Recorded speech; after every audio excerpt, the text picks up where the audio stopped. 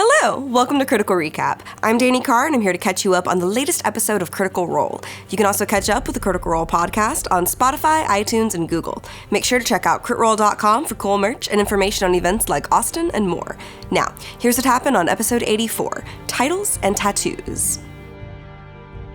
Reeling from their discovery that the Angel of Irons is actually a disguise for the Chained Oblivion, the Mighty Nein discuss Tharizdun's history with Allura and Yussa. Its insurrection long ago resulted in it being locked away by divine shackles at the bottom of the abyss. It's possible that Oban doesn't even know the true form of his angel. The various rift openings weaken the veil between the realms and make it easier for Tharizdun's influence to creep in, explaining some of the monstrous encounters the party have faced together.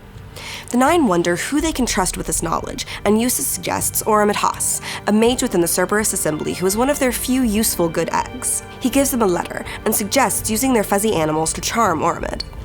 The discussion turns to the question of Halas's ruby, and Nott talks to him, asking more about changing her permanently. Halas is cagey, and the party convince Nott to trust them and Caleb over Halas. You'll still work at it? And try?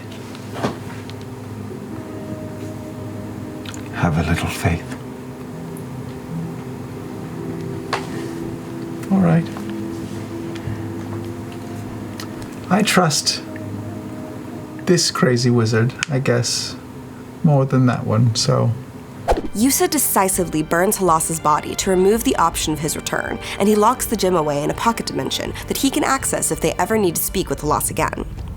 Yussa pays them 2,100 platinum and gives them another Revivify diamond as thanks for saving him. They decide to go to Zadash, but first they visit the ball leader to get tattoos from Orly, who also gives them their cut of the ship's earnings. They purchase the gem dust that they need, and Nott, Jester, and Bo get stat-increasing tattoos. Nott gets hers around her eyes, Jester's on her chest, and Bo's on her back, in a tribute to Molly's all-seeing eye back tattoo. The fellas go out for fish and chips and discuss Tharizdun and this family they have created. Ford is comforted by the act of trying, even with the potential of failure, rather than not trying at all. Caleb asks them their thoughts on fate and destiny, to which Clay gives an allegory about planting and seeds. But destiny has planted you here and now, and it hopes that you will bear its fruit. That's destiny. Don't look at me, I'm learning. The group meets back up and spend the night on the ball leader before teleporting to Zadash in the morning. Xenoth meets with them, apologizing for their last trip to the Cobalt Soul, and presents Bo with her new expositor raiments. Bo also apologizes to Xenoth before going to Dairon. The group tells them everything that they learned about Tharizdun and the termite damage of the abyssal anchors. Dairon will attempt to arrange a meeting with King Dwindle, and Xenoth takes everyone to see Bo's new room, a significant upgrade from the bunk she had previously. Caleb researches Tharizdun in the Cobalt Soul Library while the rest seek out Oramet Haas. Jester mentions to Ford her desire to see the gentleman while they're in Zadash, and he promises to make sure it happens. Nott and Bo also have a discussion about Bo's propensity to lie. No, just not like feeling like I have to be something I'm not. Being honest? Be honest. Being... Yourself? Yeah. Boy. I didn't... This is blindsiding How did we me. get here? They reach the halls of erudition and take an audience with Oramet Haas.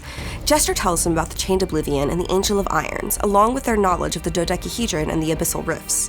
He is glad they came to him and not someone else, and is willing to work with them and Dairon on uncovering this plot, especially once they present the evidence of Vince's involvement. They take the time to delight him with Frumpkin and Sprinkle as he reaches out to Vince, who is in Rexentrum. Oramet doesn't trust anyone else in the assembly with this knowledge, but will do his best to help. They meet back up with Caleb at Pumat Souls, and as they shop, purchasing a few potions and chatting with Pumat, a drow assassin stabs Clay in the back.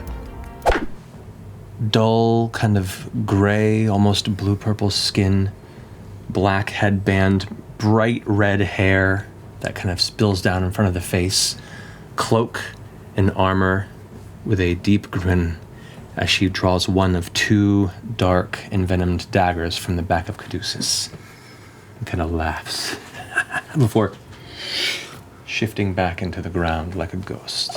What? That is it for episode 84 of Critical Role. But is that really it? I have some thoughts.